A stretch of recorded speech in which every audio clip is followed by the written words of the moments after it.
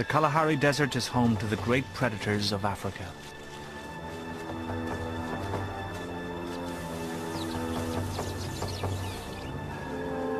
But one unlikely creature may be the most fierce and fearless of them all.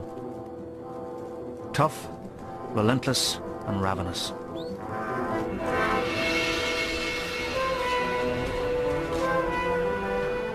They readily take on all comers.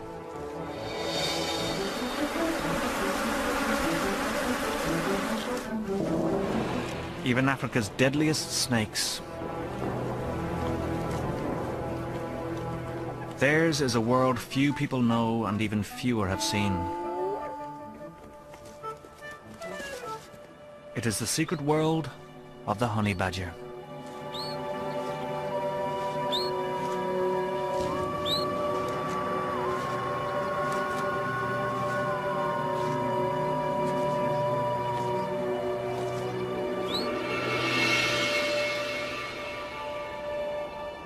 The arid expanses of the southwestern Kalahari. Here in the Kigalagadi Transfrontier Park, a rich variety of creatures have adapted to an unforgiving place. To survive, they must secure a niche among dangerous hunters.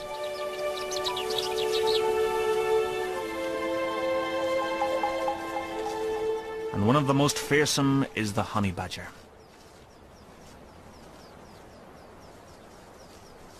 This one, guided by a keen sense of smell, is on the trail of a snake. Snakes are a great prize, and she'll stay in hot pursuit, even when the scent leads up a tree.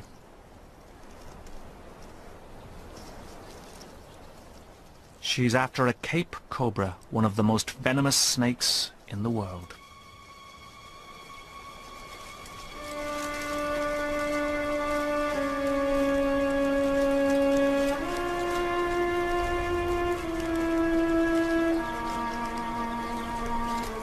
But the badger is undaunted, and she's only held back by the flimsy twigs that can't support her weight.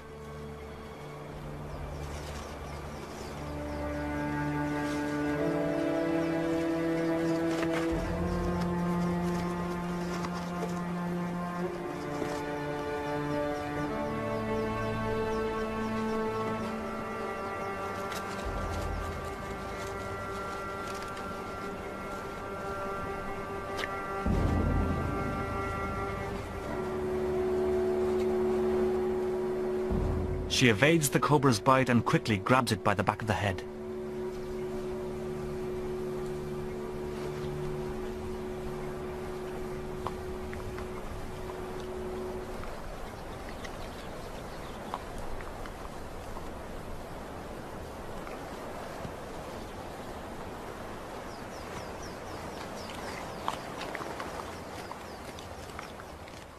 Starting at the head, she'll devour all of this 5-foot cobra in just 15 minutes.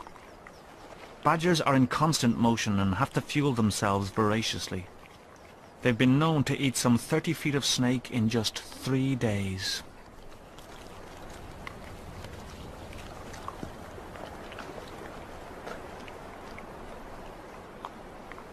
Unlike most predators, which rest after a big meal, the honey badger just keeps going for more.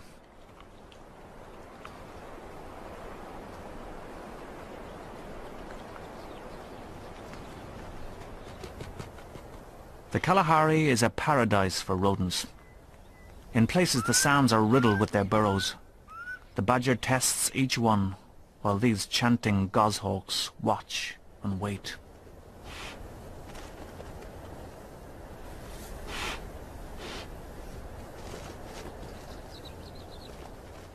As she goes from hole to hole looking for prey, she is watched also by a pair of jackals. This is an unusual association of predators, and one that the badger is all too familiar with.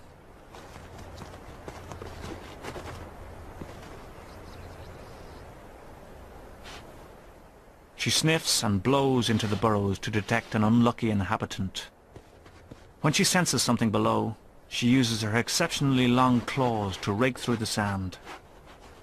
But the rat escapes. And it's one for the jackals.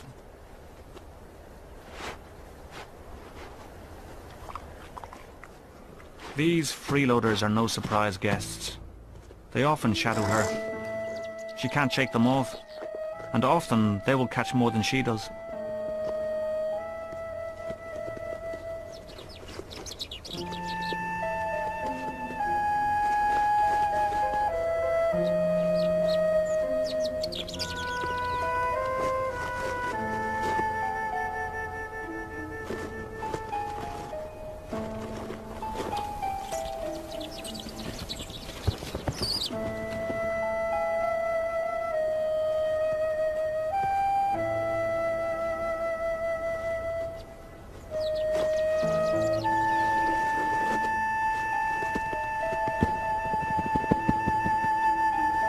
But this one is hers.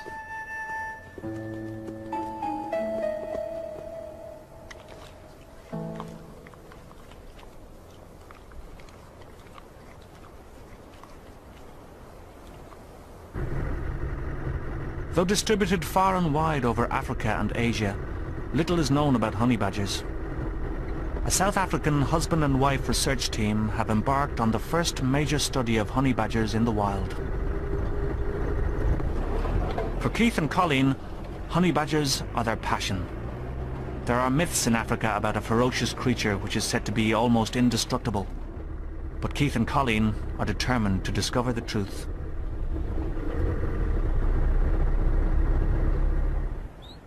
But first, find your badger.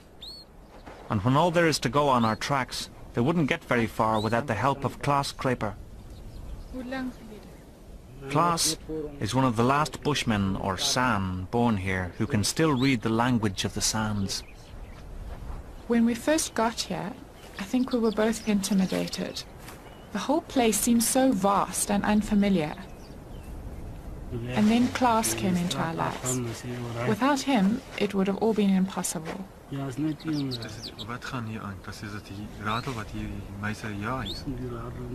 With what seems to be a sixth sense, he tells them what he sees in the sand. And soon, Klaas gives them the news they most want to hear. The badger they are following has a cub.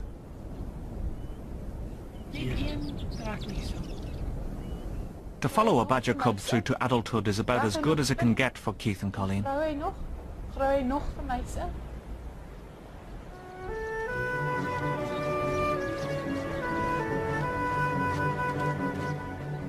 At first, there are only fleeting glimpses of the cub when its mother carries it to a new den.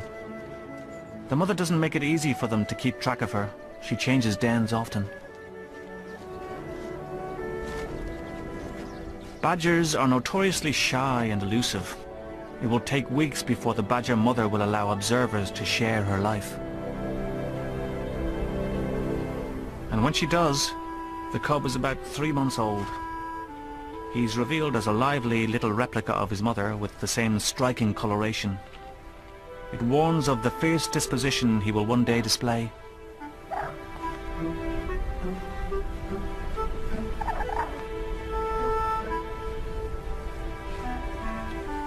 But for now, he's barely weaned, and it's time this youngster was introduced to a wider world.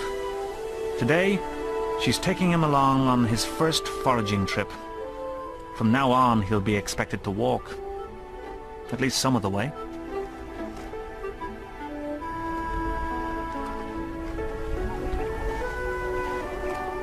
It's a wobbly start, but he soon gets the idea.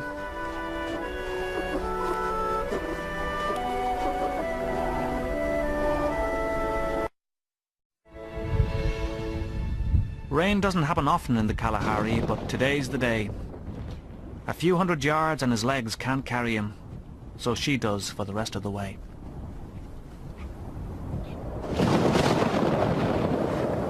The cub is tired and wet.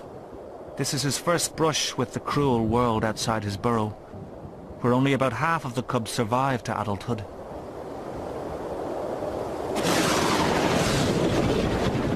The mother interrupts her hunting to dig a burrow where they'll wait out the storm.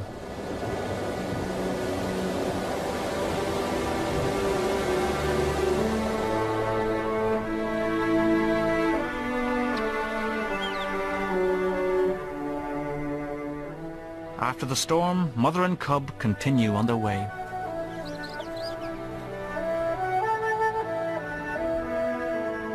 The researchers plan to spend the night with a favorite badger, a young male.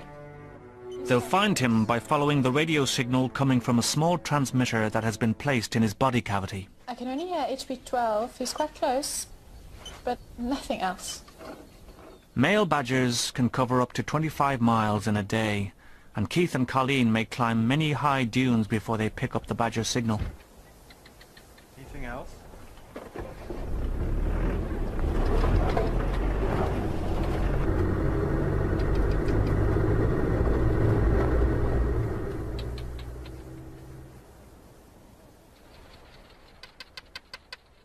The sound of thousands of barking geckos fill the Kalahari night.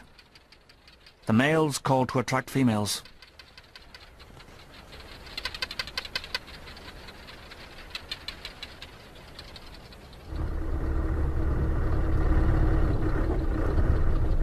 To your right. More right. Alert to the dangers of rolling over in such rugged terrain, Colleen guides Keith through the dunes, following the signal she receives from the badger. Can I go over here? So,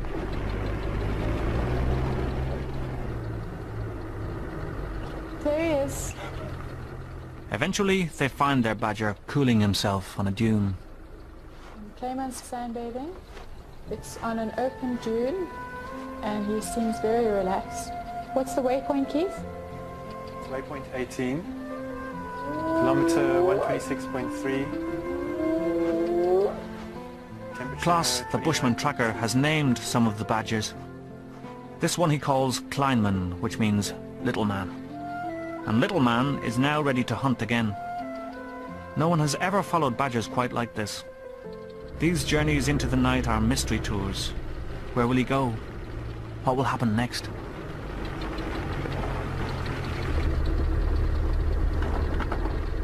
Little man has found a puff adder that has just caught a gerbil, and the badger does an extraordinary thing. He swipes the gerbil from the puff adder's mouth, then casually settles down near the deadly snake to eat its prey. And when he's done, he moves in on the puff adder itself.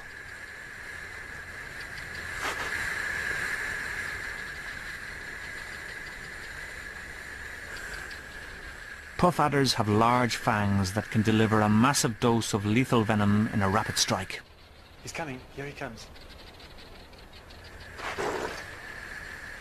The badger's real advantage is not so much its teeth and claws, but its ferocity, its sheer tenacity.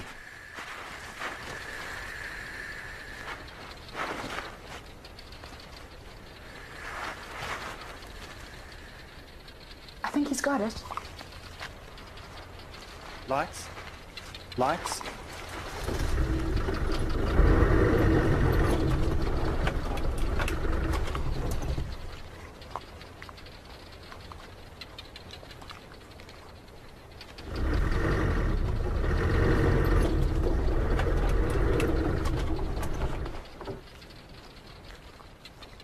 The badger has dispatched one of Africa's most dangerous snakes.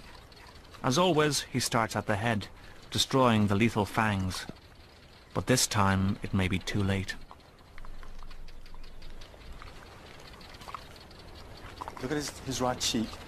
The right cheek, it's swelling up. Clayman's been bitten by the puff adder, right cheek swelling, and he stopped eating the snake. This is a tense moment for Keith and Colleen. It's taken many months to get this close to little man.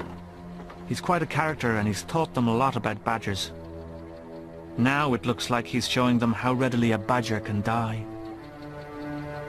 His breathing is very shallow, and the swelling, tennis ball size on his right cheek, he's just lying in the open. But after almost 2 hours, there are signs of life. It's 03:48, and he seems to be recovering, but he's still got the swelling. Little is known about the immunity some animals may have to snake venom, Very swollen, but this much is sure. but he seems fine. Little man has survived the bite of a snake notorious for killing humans, and now, to their astonishment, he returns to his deadly dinner.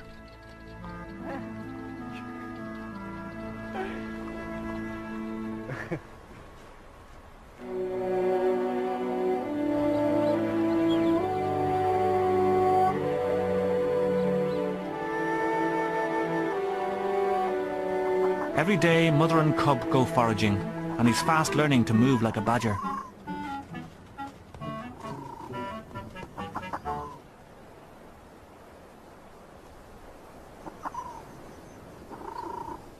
But the constant trotting over the dunes is tiring for the little guy. He's tired and hungry, and while his mother digs for a lizard, he's ready to nap right where he is. And all this sand.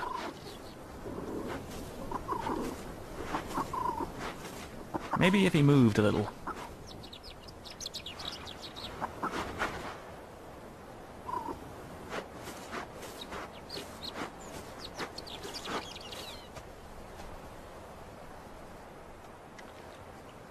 His mother gives him a giant ground gecko. She's hungry herself, but lets him chew on it for a while.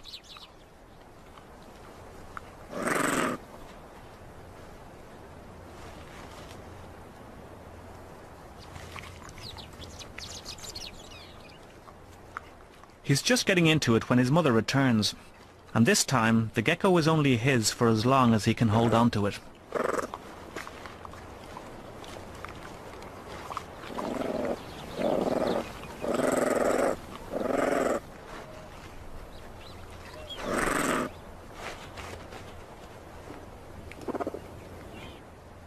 The tussle has landed the cub on a nest of ants, and immediately they attack him.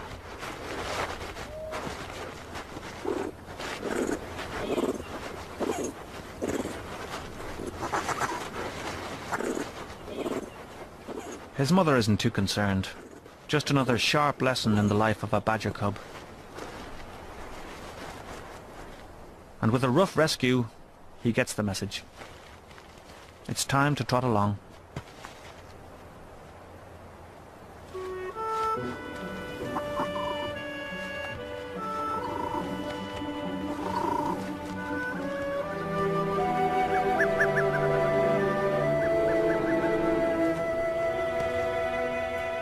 Even the little badger cub reacts to the scent of a leopard.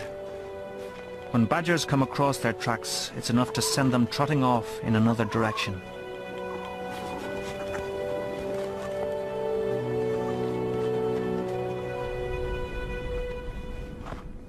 Leopards prowl throughout this part of the Kalahari. This one hides her newborn cubs in a rocky cave.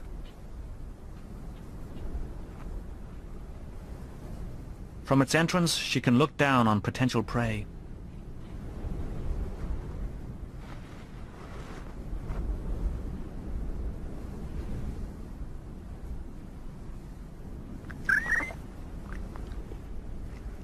She must often leave her cubs alone for long periods when she goes hunting, and like the badger, she'll have to roam widely in the dunes to find enough food for their survival.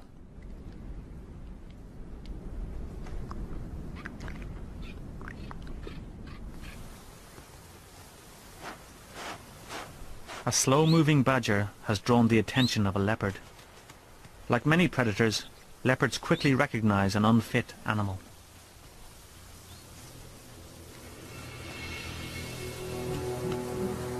This old female should be an easy catch.